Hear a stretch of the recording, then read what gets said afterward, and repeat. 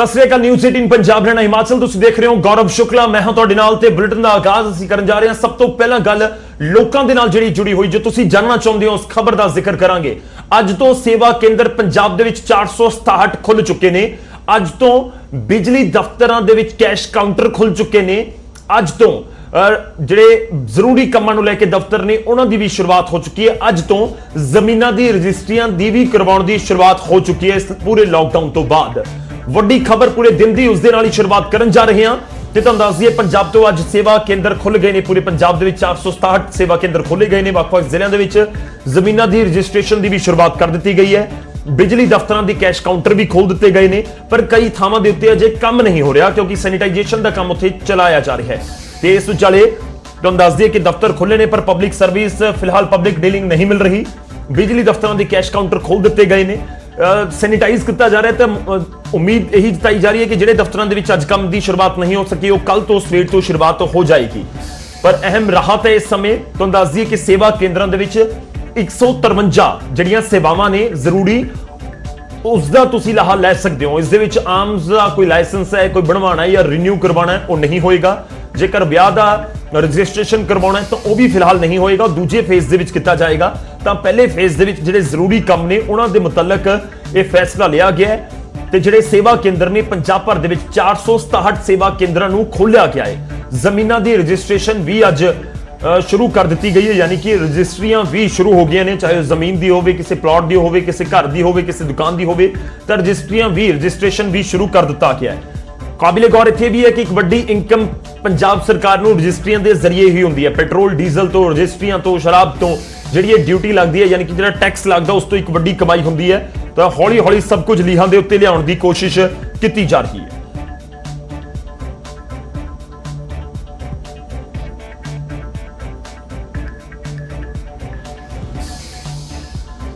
सेवा केंद्र पर खुले नहीं है। कहने जी अज काम चालू नहीं होंदा, कहने कल नूं चालू, कहने अज सफाई सुई करनी है। ਵੀਰ ਜੀ ਅਸੀਂ ਵੀ ਲਾਲ ਕੱਪੀ ਨਹੀਂ ਕਰਵਾਉਣੀ ਸੀ, ਇਹ ਕਹਿੰਦੇ ਹਾਲੇ ਸਫਾਈ ਕਰਨੀ ਹੈ। ਅੱਜ ਸੈਨੀਟਾਈਜ਼ਰ ਹੋਏਗਾ ਫਿਰ ਦੋ ਦਿਨਾਂ ਬਾਅਦ ਕੰਮ ਚੱਲੇਗਾ। ਲੈ ਪੰਜਾਬ ਸਰਕਾਰ ਦੇ ਹੁਕਮ ਮੁਤਾਬਕ ਰਜਿਸਟ੍ਰੇਸ਼ਨ ਦਾ ਕੰਮ ਹੈ ਜਿਹੜਾ ਅੱਜ ਤੋਂ ਪੰਜਾਬ ਦੇ ਵਿੱਚ ਸਟਾਰਟ ਕੀਤਾ ਗਿਆ। ਆਪਾਂ ਸਮਾਣੇ ਦੇ ਵਿੱਚ ਵੀ ਅੱਜ ਤੋਂ ਇਹ ਕੰਮ ਸਟਾਰਟ ਕਰਾਂਗੇ ਤੇ ਜਿੰਨਾ ਵੀ ਮੇਰੇ ਭੈਣਾਂ ਵੀਰਾਂ ਦੀਆਂ ਕੋਈ ਰਜਿਸਟ੍ਰੇਸ਼ਨ ਦਾ ਕੰਮ ਪੈਂਡਿੰਗ ਹੈ ਉਹ ਹੁਣ ਕੁਛ ਅਗਲੇ ਦਿਨਾਂ ਦੇ ਵਿੱਚ ਆਪਣਾ ਹੀ ਕੰਮ ਕਰਵਾ ਸਕਦੇ ਨੇ।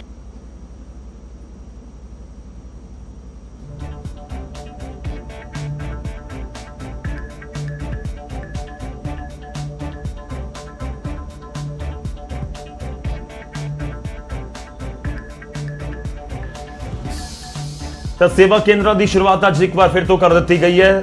22 ਮਾਰਚ ਤੋਂ ਹੀ ਪੰਜਾਬ ਦੇ ਵਿੱਚ ਜਿਹੜੀਆਂ ਸੇਵਾਵਾਂ ਮੁਲਤਵੀ ਕੀਤੀਆਂ ਗਈਆਂ ਸੀ ਲਾਕਡਾਊਨ ਦੀ ਵਜ੍ਹਾ ਦੇ ਨਾਲ, ਕਰੋਨਾ ਦੀ ਵਜ੍ਹਾ ਨਾਲ ਜੋ ਲਾਕਡਾਊਨ ਉਤੇ ਕਰਫਿਊ ਲੱਗਿਆ, ਹੁਣ ਢਿੱਲ ਦਿੱਤੀ ਜਾ ਰਹੀ ਹੈ। ਹੌਲੀ ਹੌਲੀ ਕਰਕੇ ਚੀਜ਼ਾਂ ਨੂੰ ਖੋਲ੍ਹਿਆ ਜਾ ਰਿਹਾ, ਦਫ਼ਤਰਾਂ ਨੂੰ ਖੋਲ੍ਹਿਆ ਜਾ ਰਿਹਾ ਤਾਂ ਕਿ ਮੁੜ ਤੋਂ ਆਮ ਜ਼ਿੰਦਗੀ ਲੀਹਾਂ ਦੇ ਉੱਤੇ ਲਿਆਂਦੀ ਜਾ ਸਕੇ। ਪਰ ਇਸ ਸਭ ਦੇ ਵਿਚਾਲੇ ਅਪੀਲ ਇਹੀ ਹੈ ਕਿ ਹੁਣ ਤੁਸੀਂ ਸੋਸ਼ਲ ਡਿਸਟੈਂਸਿੰਗ ਦਾ ਖਿਆਲ ਵੀ ਖੁਦ ਰੱਖਣਾ ਹੈ ਤੇ ਵੱਖ-ਵੱਖ ਚੀਜ਼ਾਂ ਨੂੰ ਲੈ ਕੇ ਜਿਹੜੀਆਂ ਜ਼ਰੂਰੀ ਸੇਵਾਵਾਂ ਨੇ ਉਹ ਸ਼ੁਰੂ ਕੀਤੀਆਂ ਗਈਆਂ ਨੇ। ਸੇਵਾ ਕੇਂਦਰ 467 ਖੋਲ੍ਹੇ ਗਏ ਨੇ, 153 ਸੇਵਾਵਾਂ ਸ਼ੁਰੂ ਹੋ ਚੁੱਕੀਆਂ ਨੇ ਜੋ ਜ਼ਰੂਰੀ ਨੇ। ਜਿਵੇਂ ਲਾਲ ਕਾਪੀ ਰੀਨਿਊ ਕਰਵਾਉਣ ਦੇ ਲਈ ਇੱਕ ਸ਼ਖਸ ਕਹਿ ਰਿਹਾ ਸੀ ਕਿ ਅਸੀਂ ਪਹੁੰਚੇ ਹੋਏ ਹਾਂ ਪਰ ਪਬਲਿਕ ਡੀਲਿੰਗ ਅੱਜ ਨਹੀਂ ਹੋ ਰਹੀ। ਇਹ ਵੀ ਸਾਡੇ ਕੋਲ ਜਾਣਕਾਰੀ ਪਹੁੰਚੀ ਹੈ ਕਿਉਂਕਿ ਦਫ਼ਤਰ ਖੁੱਲੇ ਨੇ ਕਰੀਬ 1.5 ਮਹੀਨੇ ਬਾਅਦ ਉੱਥੇ ਸਫਾਈ ਦਾ ਕੰਮ ਚੱਲ ਰਿਹਾ, ਸੈਨੀਟਾਈਜ਼ ਕੀਤਾ ਜਾਏਗਾ ਉਸ ਪੂਰੇ ਦਫ਼ਤਰ ਨੂੰ ਤੇ ਉਸ ਤੋਂ ਬਾਅਦ ਹੀ ਜਿਹੜੀਆਂ ਪਬਲਿਕ ਡੀਲਿੰਗ ਜਾਂ ਸੇਵਾਵਾਂ ਨੇ ਉਹ ਸ਼ੁਰੂ ਹੋਣਗੀਆਂ। ਉਮੀਦ ਕੀਤੀ ਜਾ ਰਹੀ ਹੈ ਕਿ ਕੱਲ ਤੋਂ ਨਹੀਂ ਤਾਂ ਸੋਮਵਾਰ ਤੋਂ ਇਹ ਪਬਲਿਕ ਡੀਲਿੰਗ ਵੀ ਸ਼ੁਰੂ ਹੋ ਜਾਏਗੀ।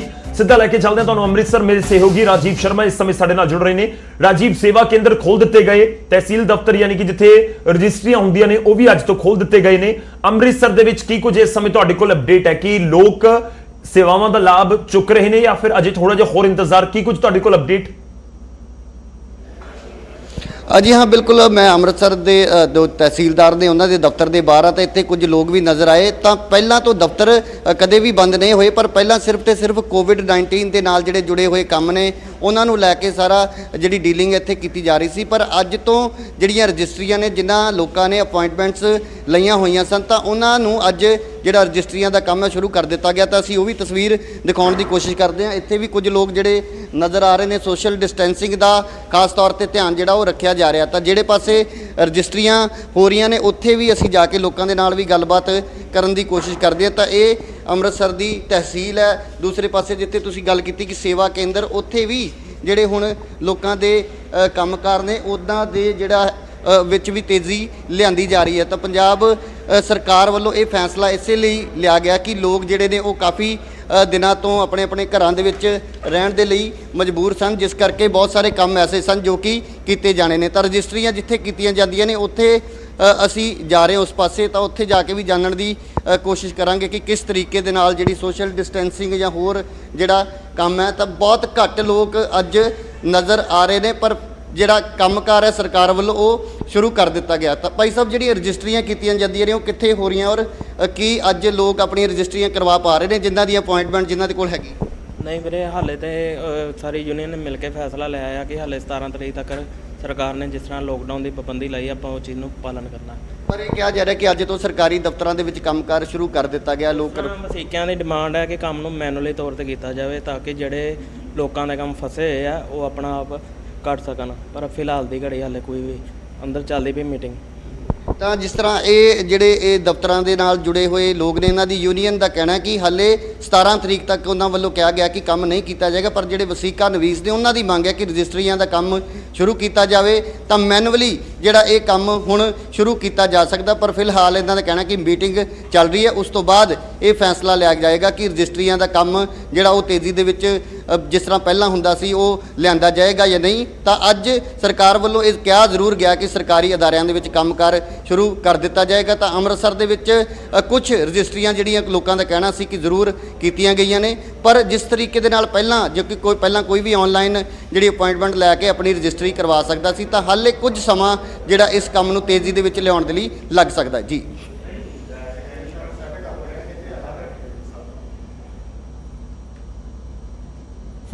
ਠੀਕ ਹੈ, ਮੈਂ ਇੱਕ ਹੋਰ ਚੀਜ਼ ਜਾਣਨੀ ਚਾਹੁੰਦਾ ਕਿਉਂਕਿ ਤੁਸੀਂ ਉਸ ਪੂਰੇ ਦਫ਼ਤਰਾਂ ਦੇ ਵਿੱਚ ਘੁੰਮ ਰਹੇ ਹੋ, ਕਿਉਂਕਿ ਸਾਡੇ ਦਰਸ਼ਕ ਲਗਾਤਾਰ ਬਹੁਤ ਸਾਰੇ ਸਵਾਲ ਪੁੱਛਦੇ ਨੇ। ਇੱਕ ਕਿ ਕੋਰਟ ਨੂੰ ਲੈ ਕੇ, ਜਿਹੜੀ ਅਦਾਲਤਾਂ ਨੂੰ ਲੈ ਕੇ ਕੋਈ ਹੁਣ ਤੱਕ ਜਾਣਕਾਰੀ ਤੁਹਾਡੇ ਕੋਲ ਹੋਵੇ, ਤੇ ਦੂਜੇ ਪਾਸੇ ਕਿ ਜਿਹੜੇ ਲਾਇਸੈਂਸ ਰਿਨਿਊ ਕਰਵਾਏ ਜਾਂਦੇ ਨੇ ਜਿਵੇਂ ਡੀਸੀ ਆਫਿਸਿਸ ਹੁੰਦੇ ਨੇ ਕਿ ਉਹ ਵੀ ਖੁੱਲ ਚੁੱਕੇ ਨੇ ਅੱਜ ਤੋਂ, ਜਿਹੜੇ ਡੀਟੀਓ ਆਫਿਸ ਵੀ ਇੱਕ ਤਰੀਕੇ ਨਾਲ ਕਿਹਾ ਜਾਂਦਾ ਹੈ, ਉਸ ਨੂੰ ਲੈ ਕੇ ਕੋਈ ਜਾਣਕਾਰੀ ਤੁਹਾਡੇ ਕੋਲ ਹੋਵੇ? ਰਾਜੀਵ, ਦੇਖੋ ਗੌਰਵ, ਸਭ ਤੋਂ ਪਹਿਲਾਂ ਤਾਂ ਇਹ ਦੱਸਣਾ ਚਾਹੁੰਦਾ ਕਿ ਸਰਕਾਰੀ ਦਫ਼ਤਰ ਕਦੇ ਵੀ ਕੋਈ ਬੰਦ ਨਹੀਂ ਹੋਇਆ, ਪਰ ਇਹ ਹੈ ਕਿ ਸਭ ਤੋਂ ਜਿੰਨਾ ਵੀ ਸਰਕਾਰੀ ਅਮਲਾ ਉਹ ਹੁਣ ਤੱਕ ਸਿਰਫ ਤੇ ਸਿਰਫ ਕੋਵਿਡ-19 ਦੇ ਖਿਲਾਫ ਜਿਹੜੀ ਲੜਾਈ ਸ਼ੁਰੂ ਹੋਈ ਹੈ, ਜੋ ਸਰਕਾਰ ਦੇ ਪ੍ਰਬੰਧ ਨੇ ਉਹਨਾਂ ਨੂੰ ਲੈ ਕੇ ਸਾਰੇ ਅਧਿਕਾਰੀ ਕੰਮ ਕਰ ਰਹੇ ਸਨ। ਤਾਂ ਜਿਸ ਤਰ੍ਹਾਂ ਤੁਸੀਂ ਕਿਹਾ ਕਿ ਭਾਵੇਂ ਉਹ ਲਾਇਸੈਂਸ ਹੈ ਜਾਂ ਫਿਰ ਕੋਰਟ ਦੇ ਜਿਹੜੇ ਕੰਮ ਨੇ, ਤਾਂ ਕੋਰਟਾਂ ਵੀ ਜਿਹੜੀ ਅਸੀਂ ਕਹਿ ਸਕਦੇ ਡਿਊਟੀ ਮੈਜਿਸਟ੍ਰੇਟ ਦੀ ਜਿਹੜੀ ਅਦਾਲਤ ਹੈ ਉਸ ਦੇ ਵਿੱਚ ਜੇਕਰ ਕਿਸੇ ਨੂੰ ਗ੍ਰਿਫਤਾਰ ਕੀਤਾ ਜਾਂਦਾ ਤਾਂ ਉੱਥੇ ਪੇਸ਼ ਕੀਤਾ ਜਾਂਦਾ ਸੀ। ਪਰ ਜਿਸ ਤਰੀਕੇ ਦੇ ਨਾਲ ਅਦਾਲਤੀ ਕੰਮ ਹੋਰ ਜਿਹੜੇ ਪਹਿਲਾਂ ਚੱਲਦੇ ਸੀ, ਕਿਉਂਕਿ ਕਚਹਿਰੀਆਂ ਦੇ ਵਿੱਚ ਵੀ ਬਹੁਤ ਜ਼ਿਆਦਾ ਭੀੜ ਨਜ਼ਰ ਆਉਂਦੀ ਸੀ, ਤਾਂ ਸੋਸ਼ਲ ਡਿਸਟੈਂਸਿੰਗ ਔਰ ਜੇ ਭੀੜ ਭੜੱਕਾ ਨਾ ਪਵੇ ਇਸ ਕਰਕੇ ਹਾਲੇ ਉਹਨਾਂ ਕੰਮਾਂ ਨੂੰ ਪਹਿਲਾਂ ਵਾਂਗ ਨਹੀਂ ਚਲਾਇਆ ਜਾ ਰਿਹਾ। ਤਾਂ ਹਾਂ, ਜਿਹੜੇ ਬਹੁਤ ਜ਼ਰੂਰੀ ਕੰਮ ਨੇ ਉਸ ਦੇ ਲਈ ਤਾਂ ਪਹਿਲਾਂ ਵੀ ਲੋਕਾਂ ਨੂੰ ਇਜਾਜ਼ਤ ਸੀ ਕਿ ਜੇਕਰ ਕੋਈ ਸਰਕਾਰੀ ਅਧਿਕਾਰੀ ਦੀ ਮਨਜ਼ੂਰੀ ਦੇ ਨਾਲ ਕਿਤੇ ਆਉਣਾ ਜਾਣਾ ਚਾਹੁੰਦਾ ਜਾਂ ਉਸ ਨੂੰ ਜਿਹੜੀ ਪਰਮਿਸ਼ਨ ਦਿੱਤੀ ਜਾਂਦੀ ਹੈ, ਪਾਸ ਦੀ ਸੁਵਿਧਾ ਜਿਹੜੀ ਸੀ ਉਹ ਜੇਕਰ ਉਸਦੇ ਕੋਲ ਹੈ ਤਾਂ ਉਹ ਕਿਤੇ ਵੀ ਆ ਜਾ ਸਕਦਾ ਸੀ। ਪਰ ਪਹਿਲਾਂ ਵਾਂਗ ਜਿਸ ਤਰ੍ਹਾਂ ਅਸੀਂ ਕਹਿ ਰਹੇ ਹਾਂ ਕਿ ਜੇਕਰ ਸਰਕਾਰੀ ਦਫ਼ਤਰ ਖੁੱਲ੍ਹ ਗਏ ਨੇ, ਤਾਂ ਇੱਥੇ ਵੀ ਤੁਸੀਂ ਦੇਖੋ ਕਿ ਕੁਝ ਲੋਕ ਦਿਖਾਈ ਜ਼ਰੂਰ ਦੇ ਰਹੇ ਨੇ, ਆਪਣੇ ਆਪਣੇ ਕੰਮਾਂ ਕਾਰਾਂ ਦੇ ਲਈ ਇੱਥੇ ਪਹੁੰਚੇ ਨੇ। ਉਹਨਾਂ ਦੇ ਨਾਲ ਵੀ ਅਸੀਂ ਗੱਲਬਾਤ ਕਰਕੇ ਜਾਣਨ ਦੀ ਕੋਸ਼ਿਸ਼ ਕਰਦੇ ਹਾਂ। ਤੁਸੀਂ ਭਾਈ ਸਾਹਿਬ ਕਿੱਥੋਂ ਆਏ ਔਰ ਕੀ ਕੰਮ ਕਿਸ ਕੰਮ ਦੇ ਲਈ ਤੁਸੀਂ ਆਏ? ਹਾਂਜੀ, ਇਹ ਖਜ਼ਾਨੇ ਆਏ ਜੀ, ਸਰਕਾਰੀ ਕੰਮ। ਅੱਜ ਕਿਹਾ ਜਾ ਰਿਹਾ ਹੈ ਕਿ ਜਿਹੜੇ ਸਰਕਾਰੀ ਅਦਾਰੇ ਸਾਰੇ ਖੋਲ੍ਹ ਦਿੱਤੇ ਗਏ ਆ, ਤੁਸੀਂ ਕਿਸ ਕੰਮ ਦੇ ਲਈ ਇੱਥੇ ਆਏ? ਅਸੀਂ ਸਾਡੀ ਤਨਖਾਹਾਂ ਦਾ ਕੰਮ ਹੈ ਤੇ ਉਸ ਸੰਬੰਧ ਵਿੱਚ ਆਏ। ਤਾਂ ਇਹ ਸਰਕਾਰੀ ਮੁਲਾਜ਼ਮ ਨੇ, ਤਾਂ ਜਿਸ ਤਰ੍ਹਾਂ ਸਰਕਾਰੀ ਮੁਲਾਜ਼ਮ ਜਿਹੜੇ ਨੇ ਉਹ ਪਹਿਲਾਂ ਤੋਂ ਹੀ ਉਹਨਾਂ ਨੂੰ ਕੋਈ ਵੀ ਛੁੱਟੀ ਹੁਣ ਤੱਕ ਨਹੀਂ ਦਿੱਤੀ ਗਈ, ਉਹ ਆਪਣੇ ਆਪਣੇ ਦਫ਼ਤਰਾਂ ਦੇ ਵਿੱਚ ਆਪਣੇ ਜਿਸ ਤਰ੍ਹਾਂ ਇਹਨਾਂ ਨੇ ਦੱਸਿਆ ਕਿ ਖਜ਼ਾਨੇ ਦੇ ਵਿਭਾਗ ਦੇ ਨਾਲ ਇਹ ਜੁੜੇ ਹੋਏ ਨੇ, ਤਾਂ ਜਿਹੜੇ ਮੁਲਾਜ਼ਮਾਂ ਦੀਆਂ ਤਨਖਾਹਾਂ ਤਿਆਰ ਕਰਨੀਆਂ ਨੇ ਜਾਂ ਹੋਰ ਜਿਹੜੇ ਖਰਚ ਕੀਤੇ ਜਾ ਰਹੇ ਨੇ ਤਾਂ ਉਹਨਾਂ ਦੀ ਸਾਰਾ ਵੇਰਵਾ ਉਹ ਇਹਨਾਂ ਵੱਲੋਂ ਤਿਆਰ ਕੀਤਾ ਜਾਂਦਾ ਹੈ। ਤਾਂ ਰਜਿਸਟਰੀਆਂ ਨੂੰ ਲੈ ਕੇ ਕਈ ਤਰ੍ਹਾਂ ਦੇ ਸਵਾਲ ਖੜੇ ਹੋ ਰਹੇ ਨੇ। ਸਰ, ਤੁਸੀਂ ਕਿਸ ਕੰਮ ਦੇ ਲਈ ਇੱਥੇ ਆਏ? ਸਰ, ਮੈਂ ਉੱਤੇ ਮਤਲਬ ਬਾਲ ਸਾਹਿਬ ਨੂੰ ਮਿਲਣ ਆਇਆ ਇੱਥੇ। ਕੋਈ ਨਿੱਜੀ ਕੰਮ ਦੇ ਲਈ ਜਾਂ ਕੋਈ ਸਰਕਾਰੀ ਕੰਮ? ਨਿੱਜੀ ਕੰਮ। ਤਾਂ ਸਰਕਾਰੀ ਜਿਹੜੇ ਕੰਮ ਨੇ ਉਹਨਾਂ ਨੂੰ ਲੈ ਕੇ ਲੋਕ ਜਿਹੜੇ ਨੇ ਉਹਨਾਂ ਦੇ ਮਨਾਂ ਦੇ ਵਿੱਚ ਕਈ ਤਰ੍ਹਾਂ ਦੇ ਸਵਾਲ ਨੇ। ਸਰਕਾਰ ਵੱਲੋਂ ਇਹ ਕਹਿ ਤਾਂ ਦਿੱਤਾ ਗਿਆ ਕਿ ਅੱਜ ਤੋਂ ਸਰਕਾਰੀ ਅਦਾਰਿਆਂ ਦੇ ਵਿੱਚ ਸਾਰੇ ਕੰਮ ਜਿਹੜੇ ਨੇ ਉਹ ਹੋਣਗੇ, ਪਰ ਫਿਲਹਾਲ ਜੋ ਤਸਵੀਰ ਨਜ਼ਰ ਆ ਰਹੀ ਹੈ ਕਿ ਇਸ ਦੇ ਵਿੱਚ ਹਾਲੇ ਥੋੜਾ ਸਮਾਂ ਲੱਗ ਸਕਦਾ। ਤਾਂ ਇੱਥੇ ਹੋਰ ਵੀ ਲੋਕ ਨੇ। ਸਰ, ਤੁਸੀਂ ਇੱਥੇ ਪਹੁੰਚੇ ਹੋ ਕਿਸ ਕੰਮ ਦੇ ਲਈ ਆਏ ਹੋ? ਕਿਉਂਕਿ ਸਰਕਾਰ ਵੱਲੋਂ ਇਹ ਕਿਹਾ ਜਾ ਰਿਹਾ ਕਿ ਅੱਜ ਸਾਰੇ ਸਰਕਾਰੀ ਦਫ਼ਤਰ ਜਿਹੜੇ ਉਹ ਪਹਿਲਾਂ ਵਾਂਗ ਕੰਮ ਕਰਨ। ਅਸੀਂ ਆਪ ਸਰਕਾਰ ਕੋਲ ਇਹੀ ਪੁੱਛਣ ਆਏ ਆ ਕਿ ਇਹ ਜਿਹੜਾ ਕੰਮ ਹੋਣਾ ਕਿਸ ਤਰੀਕੇ ਨਾਲ ਕੰਮ ਹੋਣਾ ਜਾ ਕੇ ਵਾਲਾ, ਕਿਉਂਕਿ ਸਰਕਾਰ ਦੀ ਬੜੀ ਵੱਡੀ ਇੱਕ ਇਹਨਾਂ ਦੀ ਗਾਈਡਲਾਈਨਸ ਇਹ ਆਂਡੀ ਹੈ ਕਿ ਸੋਸ਼ਲ ਡਿਸਟੈਂਸ ਹੈਗਾ ਜਿਹੜਾ ਬਣਾਏ ਰੱਖਣਾ। ਠੀਕ ਹੈ, ਹੁਣ ਅੱਜ ਪਾਰਟੀਆਂ ਕਚਹਿਰੀ ਕਿਸ ਤਰ੍ਹਾਂ ਆਉਣਗੀਆਂ? ਪਾਰਟੀਆਂ ਆਉਂਦੀਆਂ ਤੇ ਸੋਸ਼ਲ ਡਿਸਟੈਂਸ ਕਿੱਥੇ ਗਿਆ? ਇਹੀ ਸਵਾਲ ਆਪਾਂ ਆ ਕੇ ਪੁੱਛਣਾ ਜਾ ਕੇ ਜੰਨੇ ਆ ਕਿ ਕੰਮ ਜਿਹੜਾ ਸ਼ੁਰੂ ਕਰਨਾ ਤੇ ਕਿਸ ਤਰੀਕੇ ਨਾਲ ਕੰਮ ਸ਼ੁਰੂ ਕਰਨ ਲੱਗੇ ਹੋ। ਤਾਂ ਬਿਲਕੁਲ ਇਹ ਜਿਹੜਾ ਜੀ, ਸਭ ਜੀ, ਤੋਂ ਵੱਡਾ ਰਾਜੀਵ। ਸਵਾਲ ਹੈ ਕਿ ਜੇਕਰ ਸਰਕਾਰੀ ਦਫ਼ਤਰ ਖੋਲ੍ਹੇ ਜਾਂਦੇ ਨੇ ਤਾਂ ਕੀ ਸੋਸ਼ਲ ਡਿਸਟੈਂਸਿੰਗ ਜਿਹੜੀ ਹੈ ਉਹ ਮੇਨਟੇਨ ਰੱਖਣ ਦੇ ਲਈ ਸਰਕਾਰ ਕੀ ਕਰੇਗੀ? ਸਰਕਾਰ ਵੱਲੋਂ ਆਦੇਸ਼ ਤਾਂ ਜ਼ਰੂਰ ਜਾਰੀ ਕਰ ਦਿੱਤੇ ਗਏ ਜਾਂਦੇ ਨੇ, ਪਰ ਲੋਕ ਫਿਲਹਾਲ ਦੁਵਿਧਾ ਦੇ ਵਿੱਚ ਇੱਥੇ ਵੀ ਦਿਖਾਈ ਦੇ ਰਹੇ ਨੇ ਜੀ।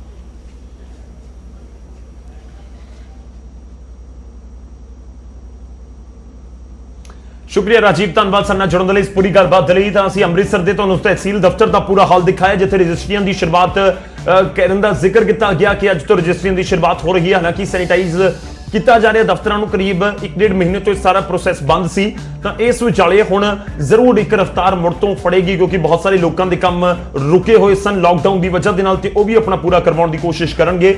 ਇਸ ਚੀਜ਼ ਦਾ ਧਿਆਨ ਜ਼ਰੂਰ ਰੱਖਣਾ ਤੁਸੀਂ ਵੀ ਕਿ ਸੋਸ਼ਲ ਡਿਸਟੈਂਸਿੰਗ ਜ਼ਰੂਰ ਰਹੇ, ਤੁਹਾਡੇ ਮੂੰਹ ਦੇ ਉੱਤੇ ਮਾਸਕ ਜ਼ਰੂਰ ਰਹੇ, ਹੋ ਸਕੇ ਤਾਂ ਹੱਥਾਂ ਦੇ ਵਿੱਚ ਵੀ ਗਲਵਜ਼ ਤੁਸੀਂ ਜ਼ਰੂਰ ਪਾ ਕੇ ਨਿਕਲੋ। ਦਸਤਾਨੇ ਜੇ ਪਾਏ ਹੋਣਗੇ ਤਾਂ ਤੁਹਾਡੀ ਸੁਰੱਖਿਆ ਦੇ ਲਈ ਉਹ ਅਹਿਮ ਤੇ ਜ਼ਰੂਰੀ ਕਦਮ ਹੋ ਸਕਦਾ ਹੈ। ਸ਼ੁਕਰੀਆ ਰਾਜੀਵ, ਧੰਨਵਾਦ ਸਾਡੇ ਨਾਲ ਜੁੜਨ ਦੇ ਲਈ।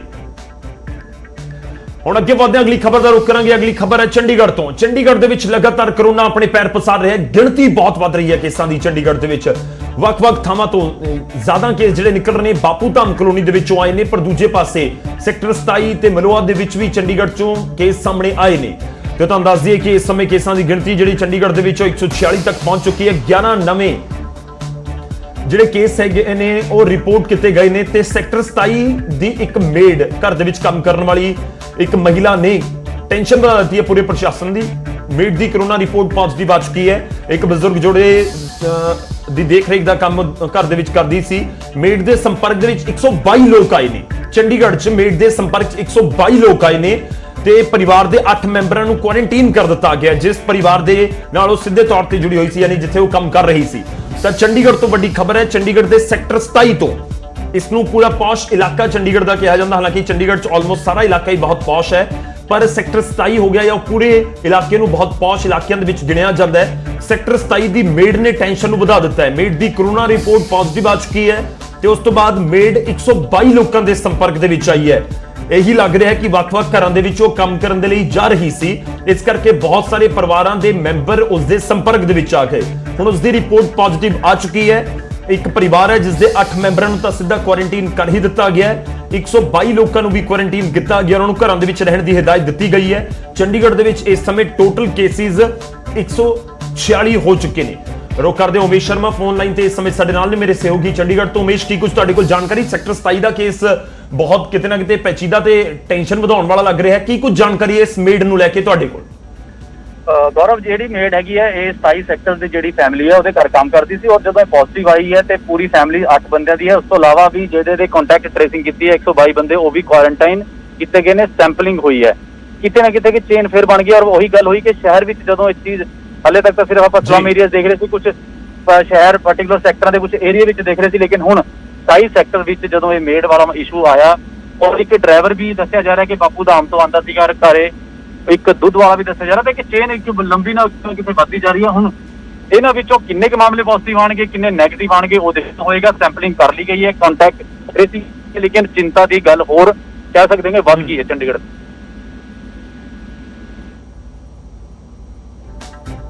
ਉਮੇਸ਼, ਇਹ ਜਿਹੜੀ ਮੇਡ ਦੱਸੀ ਜਾ ਰਹੀ ਹੈ ਇੱਕ ਘਰ ਤੱਕ ਸੀਮਿਤ ਸੀ ਜਾਂ ਅਲੱਗ-ਅਲੱਗ ਘਰਾਂ ਦੇ ਵਿੱਚ ਕੰਮ ਕਰਨ ਲਈ ਜਾਂਦੀ ਸੀ?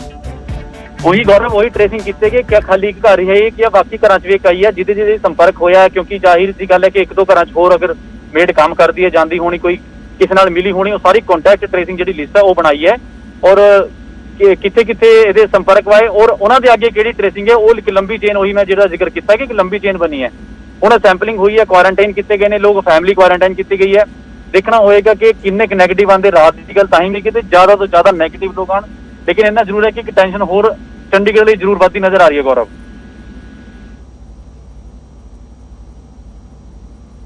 ਚਲੋ ਸ਼ੁਕਰੀਆ, ਧੰਨਵਾਦ ਸਾਡੇ ਨਾਲ ਜੁੜਨ ਦੇ ਲਈ। ਤੁਸੀਂ ਨਜ਼ਰ ਬਣਾਏ ਰੱਖੋ, ਅਪਡੇਟ ਅੱਗੇ ਵੀ ਤੁਹਾਡੇ ਤੋਂ ਲੈਂਦੇ ਰਹਾਂਗੇ। ਚੰਡੀਗੜ੍ਹ ਦੇ ਵਿੱਚ ਟੈਨਸ਼ਨ ਲਾਜ਼ਮੀ ਤੌਰ ਤੇ, ਖਾਸ ਤੌਰ ਤੇ ਜਦੋਂ ਇਸ ਤਰੀਕੇ ਦਾ ਕੋਈ ਮਾਮਲਾ ਆਵੇ।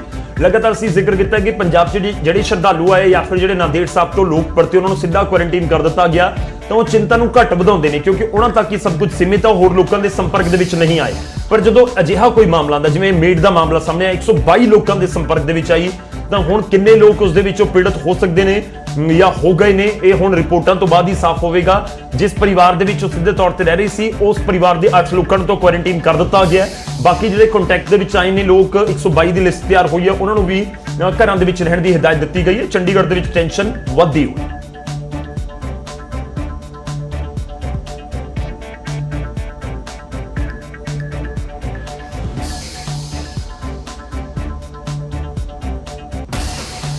ਅਗਲੀ ਖਬਰ ਦਾ ਰੁਖ ਕਰਾਂਗੇ। ਗੱਲ ਹੋਵੇਗੀ ਪ੍ਰਵਾਸੀ ਮਜ਼ਦੂਰਾਂ ਦੀ ਜੋ ਲਗਾਤਾਰ ਪੰਜਾਬ ਪਹੁੰਚਦੇ ਨੇ ਰੋਜ਼ਗਾਰ ਦੇ ਲਈ, ਪਰ ਹੁਣ ਲਾਕਡਾਊਨ ਦੀ ਵਜ੍ਹਾ ਨਾਲ ਰੋਜ਼ਗਾਰ ਦੀ ਦਿੱਕਤ ਉਹਨਾਂ ਨੂੰ ਹੈ ਤੇ ਹੁਣ ਉਹ ਵਾਪਸੀ ਕਰਨਾ ਚਾਹੁੰਦੇ ਨੇ।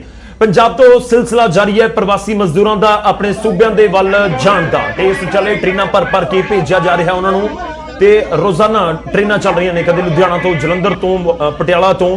ਤਾਂ ਇਸ ਵਿਚਾਲੇ ਮੋਗਾ ਦੇ ਵਿੱਚ ਵੱਡੀ ਗਿਣਤੀ ਦੇ ਵਿੱਚ ਮਜ਼ਦੂਰ ਜਿਹੜੇ ਇਕੱਠੇ ਹੋ ਗਏ ਇੱਕ ਪਾਰਕ ਦੇ ਵਿੱਚ। ਦਰਅਸਲ ਮਜ਼ਦੂਰਾਂ ਦੀ ਘਰ ਵਾਪਸੀ ਤੋਂ ਪਹਿਲਾਂ ਉਹਨਾਂ ਦੀ ਸਕਰੀਨਿੰਗ ਕੀਤੀ ਜਾ ਰਹੀ ਹੈ, ਪੂਰੇ ਉਹਨਾਂ ਦੀ ਲਿਸਟਾਂ ਤਿਆਰ ਹੋ ਰਹੀਆਂ ਨੇ, ਤੇ ਪੰਜਾਬ ਤੋਂ ਟ੍ਰੇਨਾਂ ਭਰ ਕੇ ਮਜ਼ਦੂਰ ਜਾ ਰਹੇ ਨੇ। ਪੰਜਾਬ ਤੋਂ ਟ੍ਰੇਨਾਂ, ਸਪੈਸ਼ਲ ਟ੍ਰੇਨਾਂ ਚੱਲ ਰਹੀਆਂ ਨੇ, ਤੇ ਮੋਗਾ ਦੇ ਵਿੱਚ ਵੱਡੀ ਗਿਣਤੀ ਦੇ ਵਿੱਚ ਮਜ਼ਦੂਰ ਜੁਟ ਗਏ ਜੋ ਕਿ ਜਾਣਾ ਚਾਹੁੰਦੇ ਨੇ ਆਪਣੇ ਘਰਾਂ ਤੱਕ। ਤੇ ਇਸ ਵਿਚਾਲੇ ਕਿਤੇ ਨਾ ਕਿਤੇ ਸੋਸ਼ਲ ਡਿਸਟੈਂਸਿੰਗ ਇੱਕ ਵੱਡੀ ਸਮੱਸਿਆ ਵੀ ਹੈ, ਤੇ ਸੋਸ਼ਲ ਡਿਸਟੈਂਸਿੰਗ ਕਿਤੇ ਨਾ ਕਿਤੇ ਉਸ ਦੀਆਂ ਧੱਜੀਆਂ ਵੀ ਉੜਦੀਆਂ ਨਜ਼ਰ ਆਉਂਦੀਆਂ।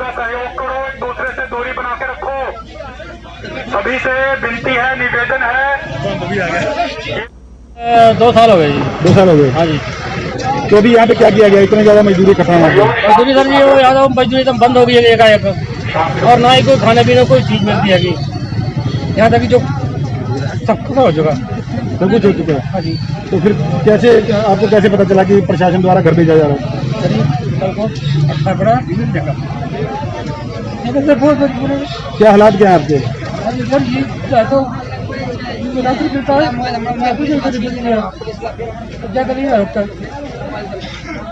यहाँ पे रुक के कैसे हालात हुए हैं आपके? बहुत बुरे हैं सर।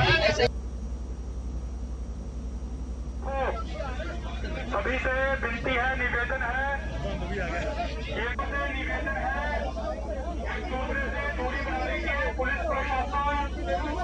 ਤਾਂ ਪ੍ਰਵਾਸੀ ਮਜ਼ਦੂਰਾਂ ਦੀ ਵਾਪਸੀ ਲਗਾਤਾਰ ਜਾਰੀ ਹੈ, ਤੇ ਇਸ ਵਿਚਾਲੇ ਪ੍ਰਵਾਸੀ ਮਜ਼ਦੂਰਾਂ ਨੂੰ ਲੈ ਕੇ ਅਪਡੇਟ ਇਹ ਹੈ ਕਿ ਟ੍ਰੇਨਾਂ ਵੱਖ-ਵੱਖ ਥਾਵਾਂ ਤੋਂ ਚੱਲ ਰਹੀਆਂ ਨੇ, ਤੇ ਸੋਸ਼ਲ ਡਿਸਟੈਂਸਿੰਗ ਦੀਆਂ ਵੀ ਕਿਤੇ ਨਾ ਕਿਤੇ ਜ਼ਰੂਰ ਧੱਜੀਆਂ ਉੜਦੀਆਂ ਹੋਈਆਂ ਨਜ਼ਰ ਆ ਰਹੀਆਂ ਨੇ।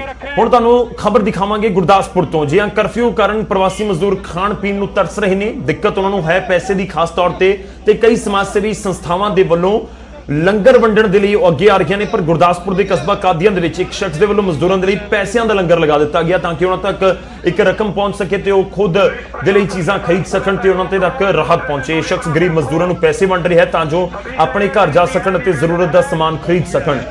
ਤਾਂ ਵੱਖੋ ਵੱਖਰੇ ਤਰੀਕੇ ਨਾਲ ਲੋਕਾਂ ਦੇ ਵੱਲੋਂ ਇਸ ਸਮੇਂ ਕੋਸ਼ਿਸ਼ ਕੀਤੀ ਜਾ ਰਹੀ ਹੈ ਕਿ ਕਿਵੇਂ ਅਸੀਂ ਕਿਸੇ ਦੀ ਮਦਦ ਕਰ ਸਕਦੇ ਹਾਂ। ਤਾਂ ਇਹ ਵੀ ਇੱਕ ਤਰੀਕਾ ਹੈ, ਲੰਗਰ ਵੰਡੇ ਜਾ ਰਹੇ ਨੇ, ਬਣਾ ਕੇ ਸੁੱਕਾ ਰਾਸ਼ਨ ਵੰਡਿਆ ਜਾ ਰਿਹਾ। ਤੇ ਇਸ ਵਿਚਾਲੇ ਗੁਰਦਾਸਪੁਰ ਦੇ ਵਿੱਚ ਇੱਕ ਸ਼ਖਸ ਦੇ ਵੱਲੋਂ ਜੋ ਵੰਡਿਆ ਜਾ ਰਿਹਾ, ਤੁਹਾਨੂੰ ਦੱਸ ਦਈਏ ਕਿ ਪੈਸੇ ਵੰਡੇ ਜਾ ਰਹੇ ਨੇ ਤਾਂ ਕਿ ਲੋਕਾਂ ਤੱਕ ਰਾਹਤ ਪਹੁੰਚੇ।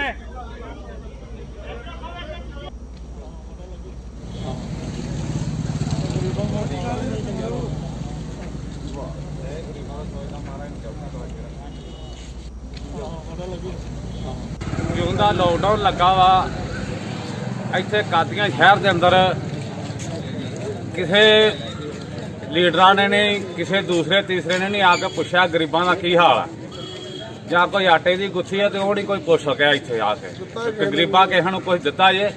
ਸਿਰਫ ਇੱਕ ਮਹਾਜਨ ਸਾਹਿਬ ਆ ਜਿਨ੍ਹਾਂ ਨੇ ਆ ਕੇ ਇਹ ਗਰੀਬ ਜਨਤਾ ਦੀ, ਇਹ ਗਰੀਬਾਂ ਮਜ਼ਦੂਰਾਂ ਦੀ ਆ ਕੇ ਸੇਵਾ ਕੀਤੀ, ਜਿਨ੍ਹਾਂ ਨੇ ਅੱਜ ਦੂਜਾ ਤੀਜਾ ਦਿਨ ਹੋ ਗਿਆ ਪੈਸੇ ਵੰਡ ਕੇ ਇਹ ਗਰੀਬਾਂ ਦੇ ਢਿੱਡ ਭਰਨ ਵਾਸਤੇ ਕਿਸ ਤਰ੍ਹਾਂ ਵੀ ਜਾਣੀ ਕਿ ਉਹਨਾਂ ਪ੍ਰਬੰਧ ਕਰਕੇ ਪੈਸੇ ਵੰਡੇ ਆ। ਅਸੀਂ ਮਹਾਜਨ ਸਾਹਿਬ ਦਾ ਬਹੁਤ ਬਹੁਤ ਧੰਨਵਾਦ ਆ। ਇਹ ਜਿੰਨੀ ਵੀ ਸੰਗਤ ਖਲੋਤੀ ਆ ਸਾਰੀ ਚੜ੍ਹਦੀ ਕਲਾ 'ਚ ਉਹਨੂੰ ਮਹਾਰਾਜ ਰੱਖੇ।